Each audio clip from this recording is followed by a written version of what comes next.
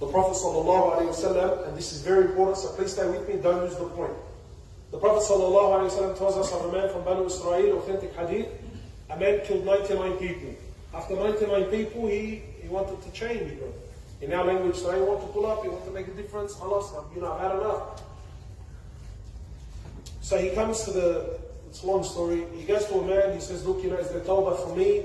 The man says to him, you've killed 100, you're crazy, Allah will never forgive you. So he killed him too. Made him 100, right? Made him 100 people. After 100 people, bro, this guy, he really wanted tawbah, he really wanted to change. I know brothers that are on a very bad habit. Allah, he speaks to me, the mu'a albu, bro, he's crying from his heart. He's not crying from his eyes anymore, bro. He's actually crying from his heart. Bro, I'm in a dark, dark hole. I need help. And we all want to change. Like to some degree, every one of us wants to make a move, wants to make a change. Allah, I get it, I understand. But it's the equation.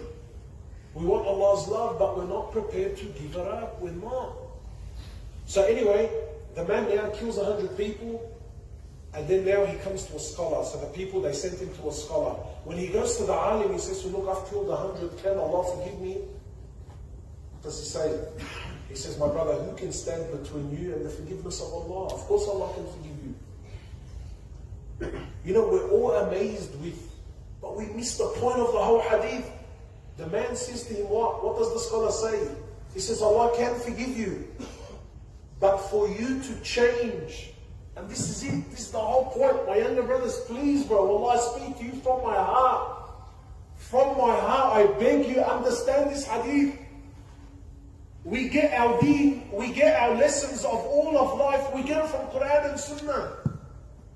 Trust me, there's a lot of people who talk and use nice fancy words, but all of your life, it's in the Quran, it's in the Sunnah. Trust me, it's all there.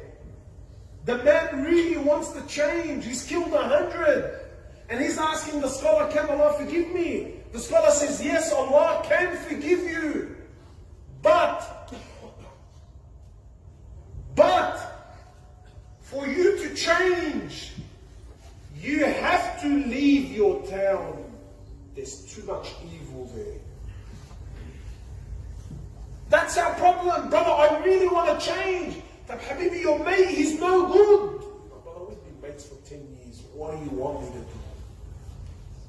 That's the problem. You're not prepared to break up from your mate. You're not prepared to leave the area. And you know, sometimes it may be an extreme thing. Sometimes in order to save your soul, to save your deen, you may have to leave town. Habibi, leave it. By Allah, it's nothing but an area code. If it means saving your soul, do it. But that's the problem.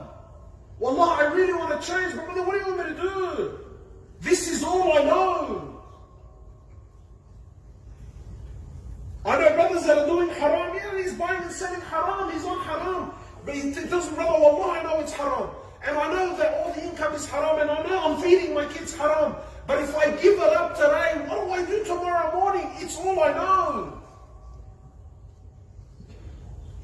That's the thing. You can't come to Allah with baggage. Brother, wallah, I love you and I love deen.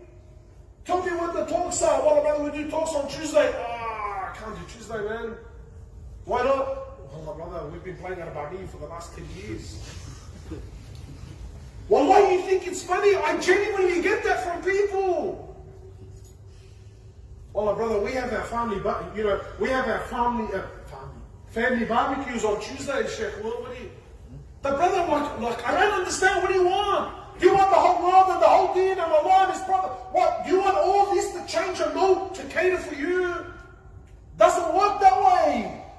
لن تنالوا البر حتى تنفقوا. Until you give up what you did, you're the one that needs to make the move. The scholar is telling him, yes, Allah can forgive, but you need to move areas. This town that you're in, it's toxic. Wherever you look, it's calling you to haram. But I don't understand, brother, I want to change, I want to, And then he wakes up in the morning and the first thing he does is he's looking at his phone. wallah, when you're sincere of changing, girls from 10 years ago will start contacting you. Shaitan is working around the clock. But you're not prepared to give up the phone, and you're not prepared to give up your mate, and you're not prepared to move areas, and you're not prepared to move your al-Ba'miyyah noise so that wallah, I can come to the... I don't understand. Which one is it?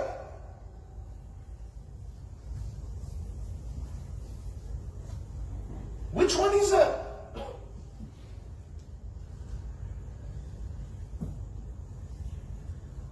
He says you have to leave. So the man packs up his bags and he leaves. He says you have to go to another town. There's good people there. They're going to guide you to good things. So the man packs up, he leaves. On the way, Allahu Akbar. On the way he dies.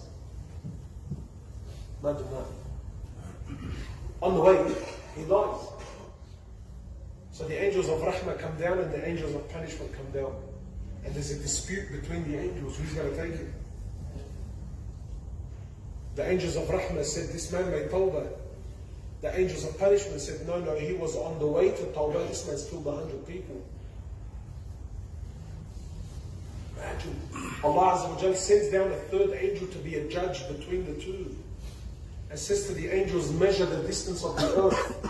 If this man is closer to the town of sin, because he was going to the town of good, he says, measure the distance. If he's closer to the town of sin, then let the angels of punishment take him.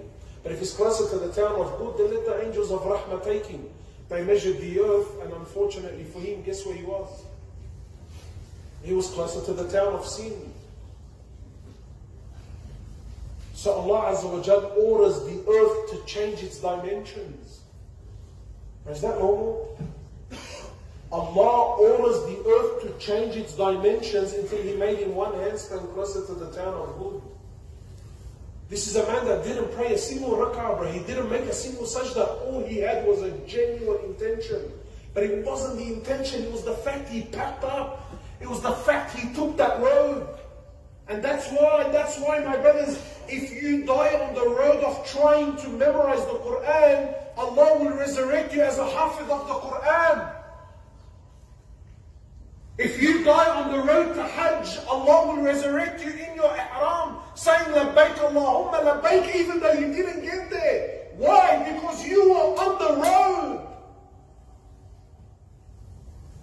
You weren't that guy that was sitting on the wall thinking, yeah, bro, that'll be hectic, but wallah, you know, I'll see how I go.